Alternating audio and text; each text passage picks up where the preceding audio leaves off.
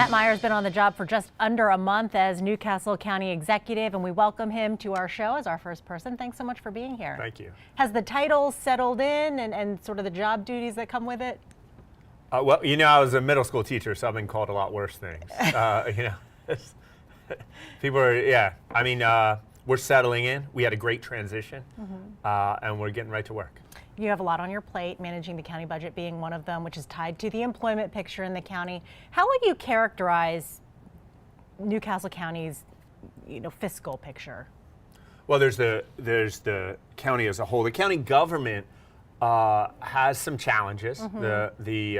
Our revenues have been constant over time, roughly constant, but our expenses are growing. And we're dealing with that. We're putting in a plan. We're putting a plan in place to deal with that.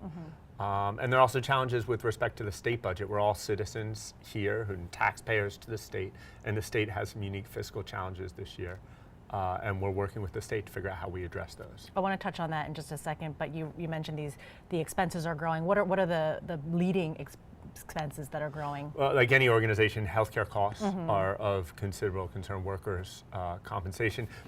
For me, the root cause of the problem is we need to make sure we have economic assets that are growing. You look at the large employers of 15, 20 years ago. When I was a kid here, DuPont Company was employing in the neighborhood of 30,000 people. Now they're down around 4,000.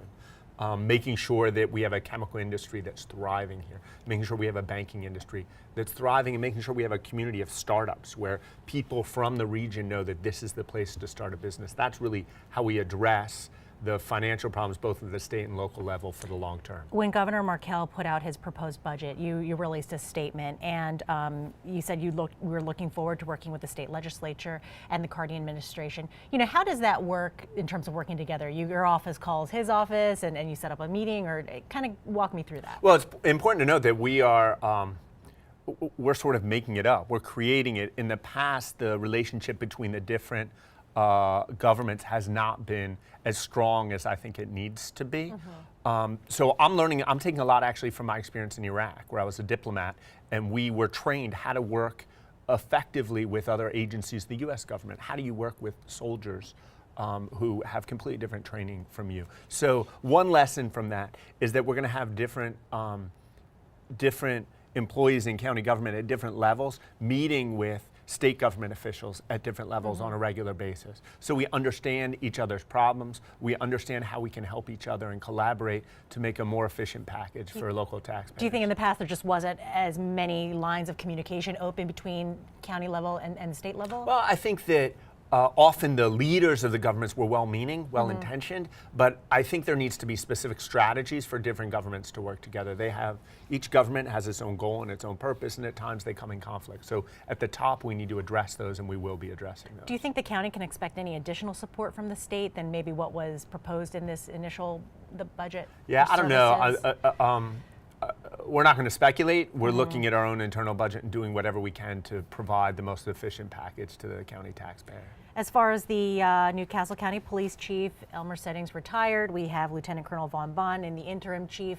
Are you looking outside, or how is this search going? We've just begun our search, and we're not really going to comment. I didn't comment on any of my searches during the transition. And so we're not going to make any specific comment, except Lieutenant Colonel Bond is the acting police chief right now. He has decades of experience in the county police force, and I think you'd be hard-pressed to find anyone in the county who would say he's not doing a great job as acting police chief. I want to focus now on the city of Wilmington. Former Mayor Dennis Williams and the former executive Tom Gordon, they had a very close relationship. Do you hope to have some sort of close relationship with Mayor Mike Persicki moving forward? Yeah, we want to make sure that it's a close relationship, not only personally, but it translates into value for the taxpayers and the citizens of the city of Wilmington, safer streets in the city of Wilmington, and in fact for all the people in Newcastle County. It's important to note that as the city of Wilmington goes, the county goes. We can't have a successful county if the city of Wilmington is facing the kind of problems it's facing now, which is one reason why just yesterday we announced with Mayor Persicki, with Governor Carney, an effort to address this spike in violence the last few weeks in Wilmington. It's something that's not only important to me as a policymaker, as county executive, but also someone who spent time teaching on the east side of Wilmington at Prestige Academy. And so we're going to do that. We're going to do it with all our heart, with all the brains we can bear. And resources.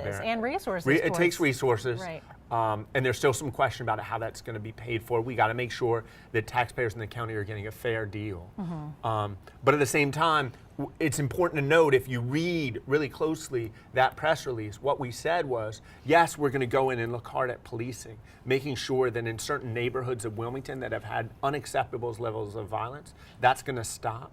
And it's going to stop through policing, intensive policing, but it's also going to, we're also going to increase our community engagement dramatically. I've given my staff the instructions that just like police do deployment strategies and try to figure out where police should be at what times for most effective peacemaking in the streets, we're going to do the same with our community engagement, that same level of intensive deployment. You know, before we wrap up, I want to talk about land use. It's always kind of been a big deal in the county. And it seems like even if you're doing everything right, people are always questioning whether it's being done. You know, how are you addressing that sort of doubt? Well, the first thing you should know is that my predecessor came in 4 years ago and promised to change the UDC. Not much has been done. It's hard to change the UDC, the Unified Development Code. We now, I'm a little over 3 weeks into the job, we've already signed our first bill making revisions to the UDC.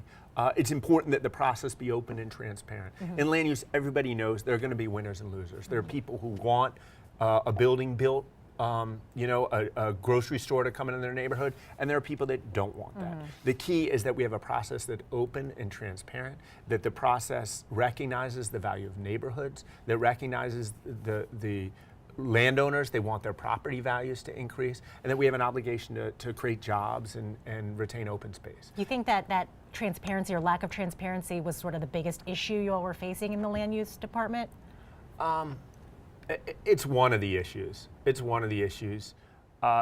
Another one is predictability. When you think only, well, you got to make sure, construction is one of the largest industries in the country in terms of job creation. If you cut off construction, right, then you lose a large opportunity to create jobs for people that need them most. If you have a land use process that's not predictable, investors in land will look elsewhere. And that's what business people in the area tell me time and again, that investors who are looking at certain land projects, perfect land and perfect place to do a land project, are looking elsewhere. In some ways that's good, right? It controls development, but we need a better balance. Yeah. And the way to do that is through predictability, through knowing when someone invests into a project, okay, this process will take this long, and it's likely or unlikely that there will be a positive result. So we're working on that. Okay, Matt Meyer, Newcastle County Executive, thank you so much for being here. Thank you.